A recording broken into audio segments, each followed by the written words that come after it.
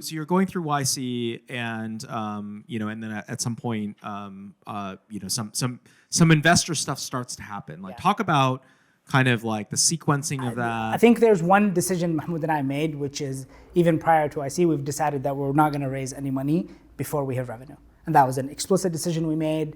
Why?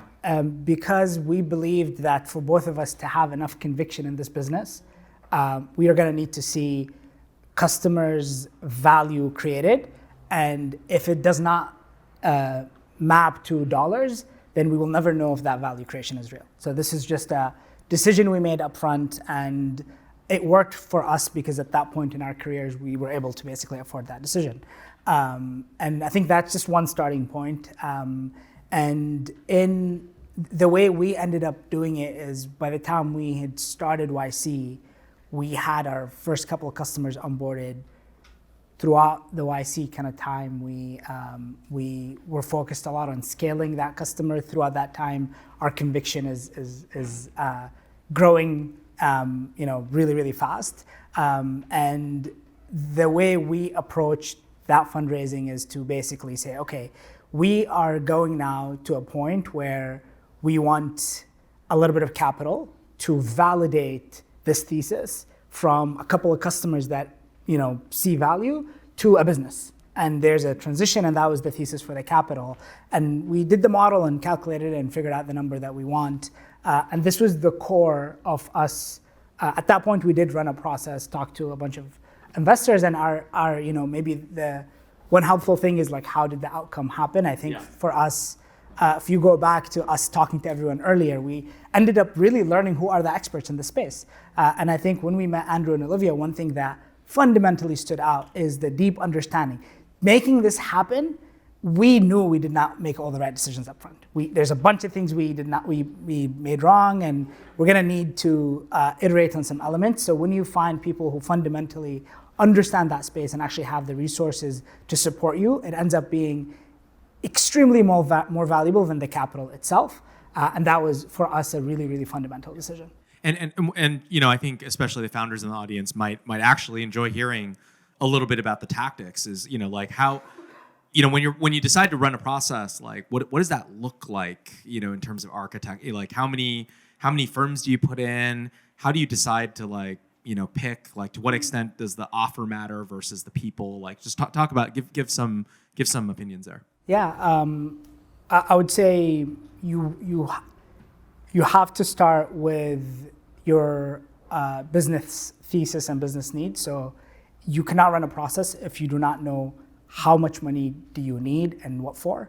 A process is not a fundraise maximizing exercise. It's not a thing to do to raise as much money as possible. A process is something you run to achieve your goal. So you have to set your goal up front. And I think the biggest lesson I've gotten that I think worked really well is to hold yourself accountable for the goals that you want to achieve. And if you ever would deviate from these goals, go back to that point. It takes a lot of discipline to be honest with yourself. So it's very easy for someone to go, yeah, of course, it's better to triple the amount I'm raising, or let me take this money because it's a better brand name, or 100 reasons that you have. Can you map this to you being honest with yourself about building a successful business? And what that looks like is when you're disciplined, it's really important to project that discipline to everyone else in the process. So being fair was something that was really important for us. So we set a goal.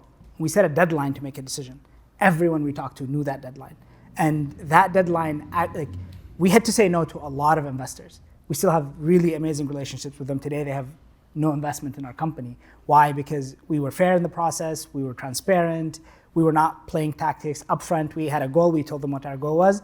We had a deadline, told them what our deadline was. And these transparency elements, I think they're so obvious, they're just so hard to actually stick to during the process, because you'll see something and you're like, should I just kill the process? But then there is, I think sticking to it is the hardest part about running the process, and it pays dividends in the long term. And obviously pitching 50 investors is too many, pitching 2 is too few. Like what did you guys decide, and what was the group that got to qualify into the kind of the first set that you were pitching? Yeah, I mean, this is the point where it's tough to honestly isolate our own capabilities than maybe some of the ecosystem. A lot of the investor interest, most of it was either inbound or from that network that we've created earlier. So we've biased towards the network to begin with. That was a very clear kind of filtering criteria. And then from the inbound, I think we actually had, if I remember, 90 to 100 like meeting requests. Obviously, we couldn't do all of it. That's a lot of meeting requests. Yeah, so we kind of, I think we just really focused on who is working in our space, Yes. who has relevant experience, who has a good reputation.